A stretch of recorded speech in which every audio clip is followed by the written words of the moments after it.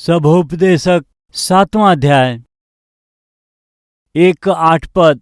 मृत्यु के दिन जन्म के दिन से उत्तम है। कोनो काम के शुरुआत से ओकर अंत उत्तम हवे। कोनो काम के शुरुआत से ओकर अंत बेहतर है। मौत के दिन जन्म के दिन से उत्तम है। ऐसन बाइबल हमनी के सिखावेले।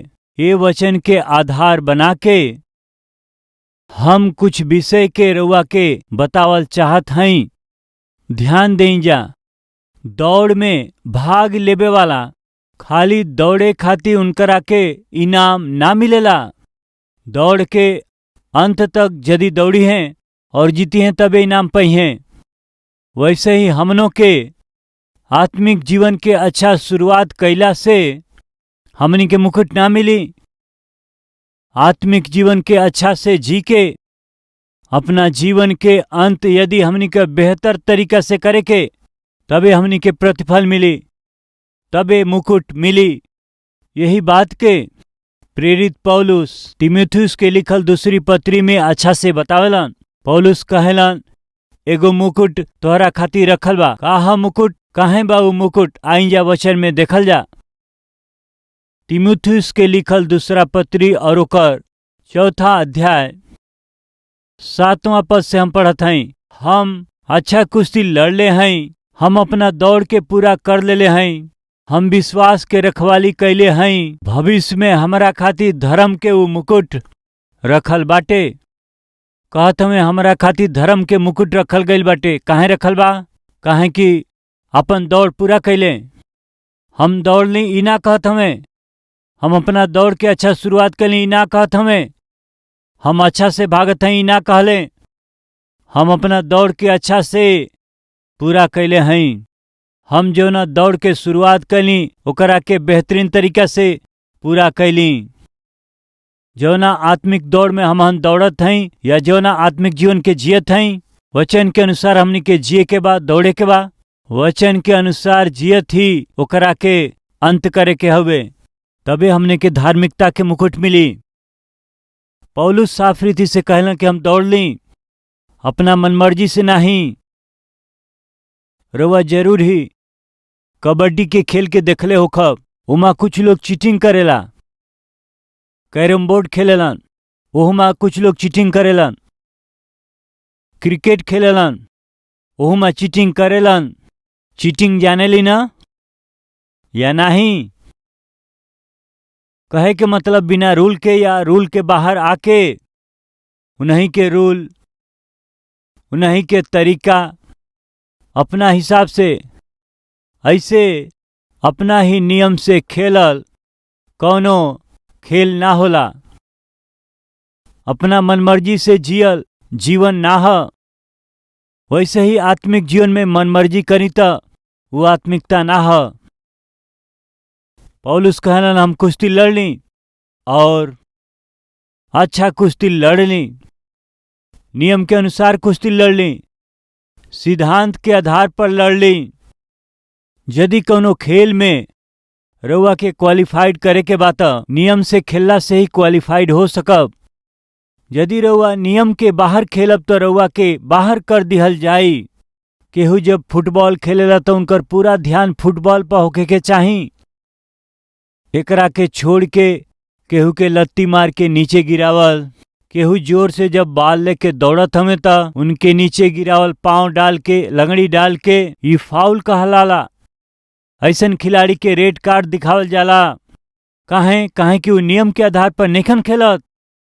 वो फाइट करत हमें, संघर्ष करत हमें। खेल उनके जीते के बाद यही से प्रयास करत हमें। बाकी नियम के ताख पर रख के मनमर्जी से खेलत हवन, वही से उनके बाहर निकालल जाई। प्रिय भाई और बहन लोग, जीवन भी एगो लड़ाई है। हर रोज हमनी के शैतान से लड़े के बा। हर रोज शारीरिक लालसा से लड़े के बा। हर रोज लालच से हमनी के लड़े के बा। अधिकतर उ लड़ाई हमनी के शरीर के भीतर ही होखेले। कई बार उ लड़ाई परिवार के अंदर होखेला। पति पत्नी के बीच में संघर्ष, सेवकाई में संघर्ष, कलीसिया में संघर्ष, कलीसिया के लोगन से संघर्ष, कलीसिया के अगुआ से संघर्ष, बीमारी से संघर्ष, आर्थिक तकलीफ से संघर्ष, भाई बहन के बीच में संघर्ष, आत्मिकता में संघर्ष, ऐसे अनेक प्रकार के लड़ाई के संघर्ष के हमन हर रोज अपना जीवन में देखे ली जा। और ये संघर्ष में यदि हमनी के जीते के बात वचन नाम के जो नियम बा वही से संघर्ष करे के बाटे। सेवकाई में यदि हमनी के विजयी होके के बात वचन में जो नियम परमेश्वर देले हवन ओकरे अनुसार जिए के बाटे और काम करे के ह। परिवार में यदि शैतान से संघर्ष करे के बा वचन से ही कर सकीला। आज रउआ कौना चीज के संघर्ष करत हई, आज रउआ केकर सामना करत हई नइखे मालूम। रउआ के हर रोज के लड़ाई संघर्ष रउआ के अच्छा रीति से पता बाटे। बाकी रउआ के अच्छा लड़ाई लड़े के ह। जवन कुछ रउआ हासिल कइल चाहत हई ओके नियम के अनुसार करे के बा। कुछ लोग नौकरी पावे के कोशिश करेलन, नियम के अनुसार सही तरीका से नौकरी पावे के कोशिश करी। नकली सर्टिफिकेट लगावेलन, नकली एक्सपीरियंस सर्टिफिकेट लगावेलन। काहे कि नौकरी पावे के बा। यही से कामयाब होके खातिर के, एग्जाम में पास होके खातिर के अनगिनत चीट लेके आवेलन, नकल करेलन। आगे वाला से कॉपी, बाजू वाला से कॉपी। हम जब पढ़ाई करत रहली हमरा के गणित बिल्कुल ना आवत रहल और हमरा आगे जौन बैठत रहलन उनके गणित बहुत अच्छा होत रहे। गणित खाती हुए हमार सहारा रहले। वो कॉपी थोड़ा साइड में रख के लिखत रहले, हमके सब दिखाई देत रहे, देख के लिख लेत रहली। यही से उनसे बड़ा प्रेम से हम रहत रहली। बहुत अच्छा दोस्ती रहे उनसे। हमेशा उनके घुमावे ले जाते रहली, उनका साथ खेलत रहली। अगर कुछ खाए के चाही तो तुरंत देते रहली। उनके ना पता रहे कि हम काहे प्रेम दिखावत हई, काहे की परीक्षा आवे वाला बाटे। अगर हम उनसे कहब कि थोड़ा पेपर साइड में रख के लिखा और वो लिखी है और हम आराम से कॉपी करके लिख पाई, सोचत रहली। हम अपना पढ़ाई पर आधारित ना रहली, बाकी अपना मित्र पर आधारित रहली। हमके सो कॉपी करके पास हो जाए, एग्जाम में अच्छा मार्क आई कही करके हम चीटिंग पर आधारित रहली। वहाँ 10 गो बेंच रहल, उनका नंबर है 10, हमारा है 11। 1 2 3 4 5 6 7 8 9 10, 10वां नंबर है उनकर लास्ट बेंच। वो यहाँ बैठल हलन, हमार नंबर है 11, हमार नंबर वहाँ आयल। एग्जाम हॉल में जइला पर अरे हमार रक्षक कहाँ हुए, बचाव वाला कहाँ हुए, देखत हई तो ऊ तो वहाँ आराम से पीछे वो बैठल हवे और हमार नंबर अगला बेंच पर आयल हवे। हम सर पकड़ लिहली, पूरा टेंशन में आ गईली, परेशान हो गईली। हमके हमारा मेहनत पर, हमारा पढ़ाई पर आधारित होके के बाद, ना कि कॉपी करके पास होके खातिर। बचपन में नकल करके पास होके की कोशिश कैली, असफल भैली। तब हम सोचली कि काहे ना हम मेहनत कैली। अरे मेहनत करके पढ़ सकत रहली, हमके मेहनत नहीं करे के, दूसरा मेहनत करत हमें, हम उनकरा मेहनत पर आधारित हो जाइब और पासिंग मार्क ले आइब। कैसन मूर्खता के सोच। ये हमरा के एगो चीज सिखवलस, कुछ पावे के चाह रखत हई, जयवंत होके के इच्छा रखत हई, कौनो चीज में हो सकेला। पढ़ाई लिखाई में सफल होके के बा, पढ़ाई के बाद अच्छा नौकरी खोजे के बा और फिर अच्छा लड़की खोज के शादी करे के बाटे। एगो अच्छा खुशहाल परिवार होखे। यदि व्यापार करत हई तो हमें अच्छा लाभ मिले के चाही, सेटल होके के चाही। सवेरे उठला से लेके रात के सुतला तक आदमी कुछ हासिल होके खातिर ही मेहनत करत हमें, परेशान होत हमें। बाकी सवाल ये उठेला, रउआ जवना चीज के हासिल करे के प्रयास करत हई का वो नियम के मुताबिक बाटे, का ओकर तरीका सही बा। यदि रउआ अन्याय से, गलत तरीका से कोनो चीज के हासिल करत हई तो हमेशा याद रखी रउआ ओकर आनंद कभी ना ले पाई। तो रउआ और हमारी जीवन में हमेशा जब तक हम जिंदा होई हर रोज जौना चीज खातिर हम मेहनत करीला, प्रयास करीला, पावे के कोशिश करीला, हमनी के प्रयास वचन के अनुसार होखे, वो प्रयास नियम के अनुसार होखे, मेहनत करी, इनाम मिली। पौलुस भी उहे कहेलन, हम एगो अच्छा लड़ाई लड़ ली, हम अपना दौड़ के पूरा कर लेले हई, हम अपना विश्वास के ना खोली। थोड़ा दिन अच्छा जीवन के बितौली, अच्छा विश्वासी के जीवन बितौली, फिर अपना विश्वास के दाव पर लगा के पाप के काम करके अपना जीवन के खराब हम ना कैली। परमेश्वर जौन आत्मिकता दियाले ओके हम बचौली, प्रभु जौन विश्वास दियालन ओके सुरक्षित रखली। परमेश्वर त हमरा ऊपर जौन विश्वास रखले रहले हम ओके कम ना होके दियली। प्रिय भाई और बहन लोग, यही से परमेश्वर हमके जीवन के मुकुट देवे वाला हमें। बाइबल हमनी के बतावला काम के आरंभ से काम के अंत उत्तम है। इंसान के मौत के दिन उनकरा जन्म से उत्तम है। यही से भाई और बहन लोग, इस संसार की यात्रा रौरी जन्म से शुरू भइल और ई यात्रा रौरी मौत से समाप्त हो जाई। का जन्म के बारे में रउआ के पहले पता रहे? वो बच्चा इस संसार में कब पैदा होई, का वो बच्चा के पता बाटे का? अरे हम ए टाइम से पैदा हो कब? का हम अपना माता से कहली माँ हम आवत हई? का माँ बाप से रुआ कहले रहली देखा सोमवार के हम 7 बजे तक आ जाई? का रुआ ऐसन कहली? नहीं।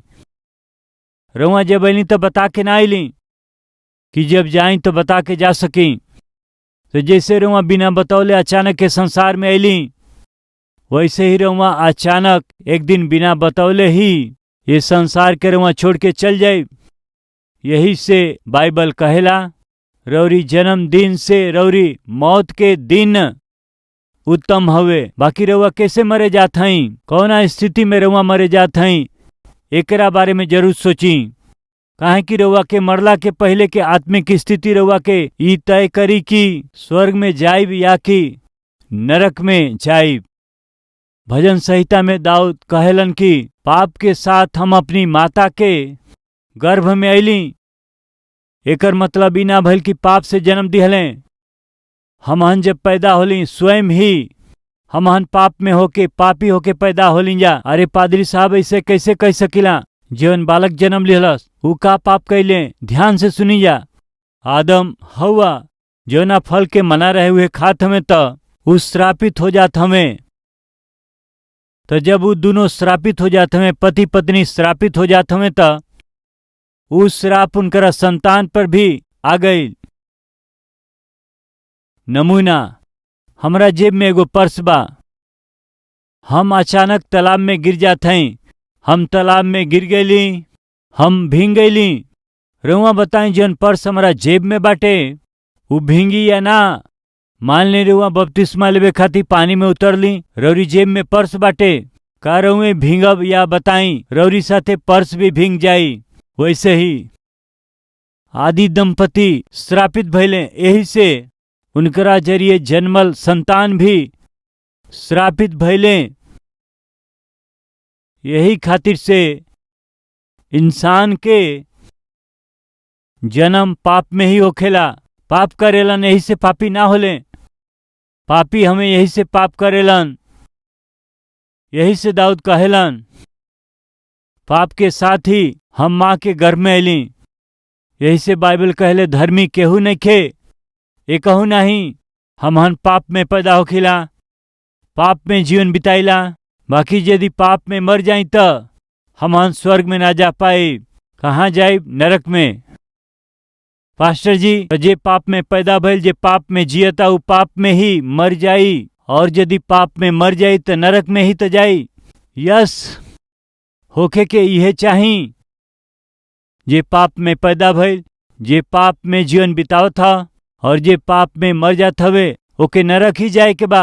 बाकी रउआ के ऐसन मरल परमेश्वर के स्वीकारने के यही से रउआ पाप में जरूर पैदा भइली, जियत हई, बाकी रउआ पाप में मत मरी। यही से खुद प्रभु यीशु मसीह इस संसार में अइले। जानत हई कहाँ अइले?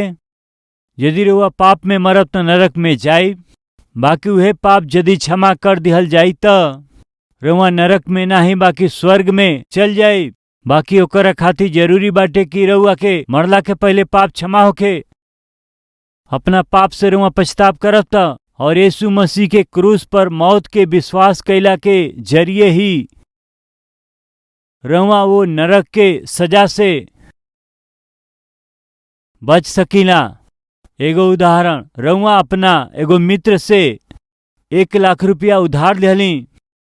रउआ कहली 1 महीना में हम लौटा देब, बाकी जब लौटावे के समय आवेला त उहे उत्साह ना होखेला। 100 में से 90%। जब पैसा चाही कितना प्यार से कितना विश्वास से रउआ यकीन दिला के उनकरा से रउआ बात करीला, लेकिन पैसा लिहला के बाद जौना दिन दिहला के बारी आवेला, जब वो दिन आवेला राउर हाव भाव बदल जाला, चाल ढंग बदल जाला, यहाँ तक कि मोबाइल के नंबर बदल जाला। काई होखेला कि नहीं होखेला। दोस्त जब पैसा वापस मांगे आवेलन त अरे पैसा लेबे समय तू घरे आइल हला, अब 1 महीना हो गइल बा, वापस देवे के चाही ना, तू आके देबा, हम इंतजार करत रहली, बाकी तोहार अता पता ना रहल, यही से हमके आज आवे के पड़ल ह। अरे 1 लाख रुपया ले ले हई, अब हमरा के अब तो हमके जरूरत बा, पैसा हमके चाही, बस 1 हफ्ता में दे दे। हमार वो दोस्त 1 हफ्ता में पैसा देबे कहले, हम मिलते ही हम दे दे। 1 हफ्ता हो गई, 1 हफ्ता हो गई, देबे के चाही ना दिहले, फोन करत हमें। अरे बुरा मत मानिया, एक और हफ्ता ठीक है, कोनो बात नहीं खे। 1 हफ्ता बाद फोन करत हमें, फोन ना उठौले, इस सहज बाटे। दोबारा फोन करत हमें, फोन के काट देत हमें, ऐसन भी होखेला। थोड़ा देर के बाद दोबारा कॉल कैला पर नंबर ही ब्लॉक कर दिले, ऐसनो होखेला। थोड़ा दिन के बाद दोबारा कॉल कैला पर जौना नंबर पर वहाँ संपर्क कर चाहत हैं वो स्विच ऑफ है। ऐसे ही होखेला ना, स्विच ऑफ। अरे क्या स्विच ऑफ कर दिले। रउआ लोग कितना लोग कर्जा देले हैं जा, हाथ उठाई जा, और कितना लोग कर्जा ले ले हाथ दिखावे। अरे कोनो बात नहीं के बताई ना, कर्जा देवे वाला हाथ उठावे। राइट, बाइबल कहेले तोहन लोग कर्जा देवे वाला लोग होखबा जा, बाकी लेवे वाला ना होखबा। बाकी हमन यहाँ का देख सकीला, कर्जा देवे वाला से लेवे वाला लोग ज्यादा हमें। चली ठीक बा, कहानी पावे के। एक दिन कर्जा लेवे वाला मिल ही जात हमें, उनके पकड़ के का भैया तू 1 महीना में देवे वाला रहला, अब 3 महीना हो गए, फोन बंद बा, घर पर हमेशा ताला बा, हमरा के हमार पैसा अब ही चाही। ऐसे कह के रुआ ओके पकड़ लिहली और ऊ कई गो कहानी रुआ के सुनावत जात हमें, बहाना ऊ बनावत हमें।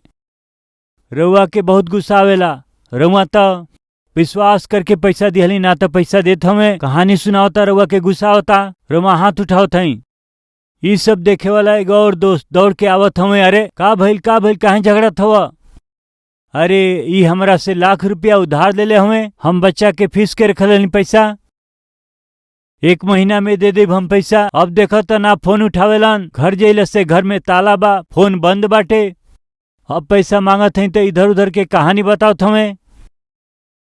तो ऐसन कर्ज देवे वाला अपना आप बीती सुनावत रहेलन। तो तीसरा आदमी कहलन, अरे ये तो सही ना है ना, तू पैसा लिहला तो महीना में वापस करे के चाही ना, अरे हमरा पास होई तो हम दे देती, हमार समय ठीक ना रहे, हम फोन के ना उठा पावली, हम बहुते कोशिश कैली पैसा के जुगाड़ खातिर, बाकी ना हो पाओ, यही से फोन बंद कर दिहली।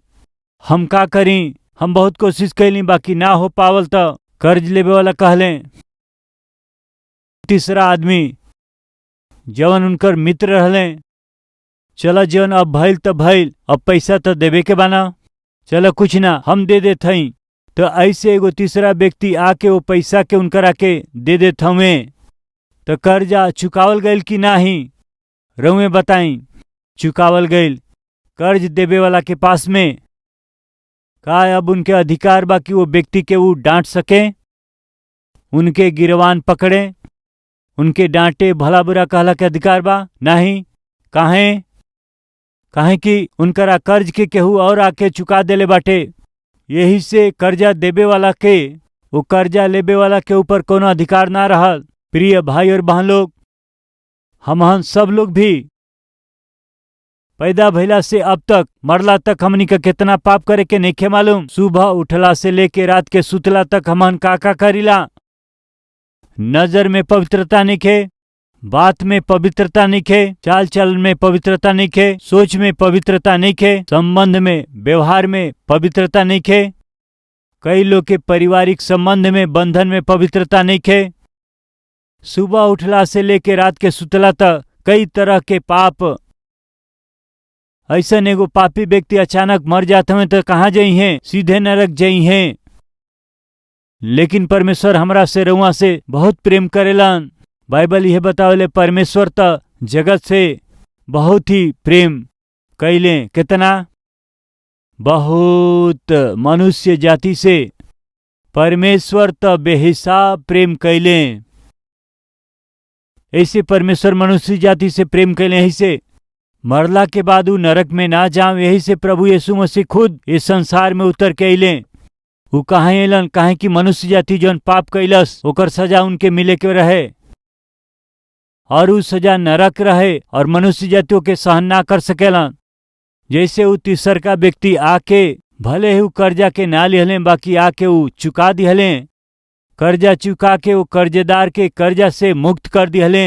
वैसे ही परमेश्वर स्वयं प्रभु यीशु मसीह ये दुनिया में ले और पाप की वजह से जौन सजा मनुष्य के ऊपर पड़े के रहे वो अपना ऊपर ले लिहले। मनुष्य के सजा के अपना ऊपर लिहला की वजह से ही सजा पावे वाला हमहन का और रउआ बच जालिन जा यीशु मसीह की मौत की वजह से।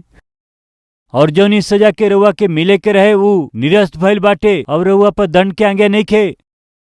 कर्जदार के अब कर्जा चुकावे के जरूरत ना हवे, काहे कि एगो तीसरा आदमी आवेलन दया करके उनकरा कर्जा के चुकावेलन। अब कर्जदार के 1 रुपया वापस देहला के जरूरत नहीं खे। कर्ज देवे वाला का अधिकार पूरा रीति से निरस्त कर दिहल गइल बाटे। बाकी वो कर्जदार के अब का करे के बाटे?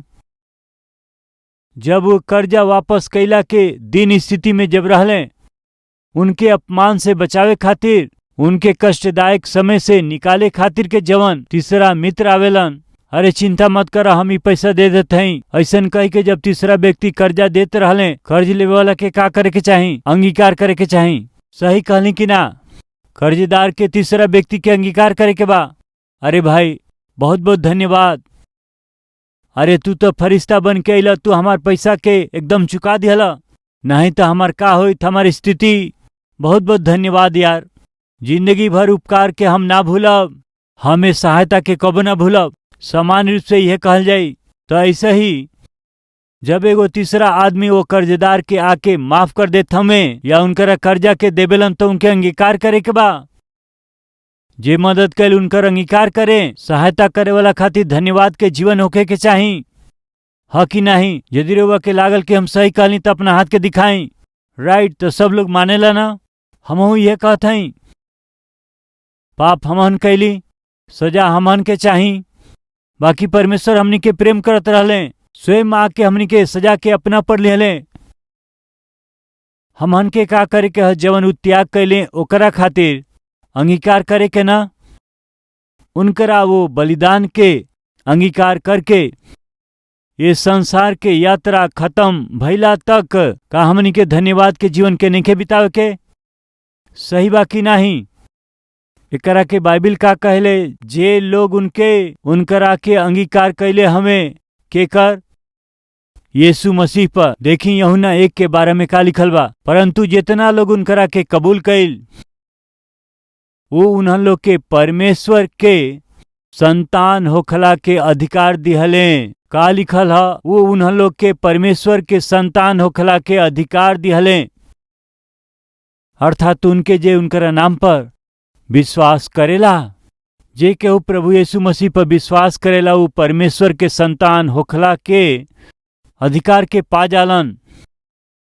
यदि हमनी के जाके उनकरा साथ वास करे के बा तो उनकर संतान बने के जरूरत बा, और उनकरा संतान बनला के जमीन पर एक ही रास्ता बा, और ऊ हवे यीशु मसीह के अपना उद्धारकर्ता के रूप में कबूल कैल। यीशु के अपन उद्धारकर्ता ग्रहण कैला बिना रउआ स्वर्ग में ना जा सकिला। प्रभु यीशु मसीह के बलिदान पर विश्वास कैला बिना अपना पाप में जीवन के प्रभु यीशु मसीह के सौंप के प्रभु यीशु मसीह जो नया जीवन दिलन ओके कबूल ना करब तो स्वर्ग में ना जा सकिला।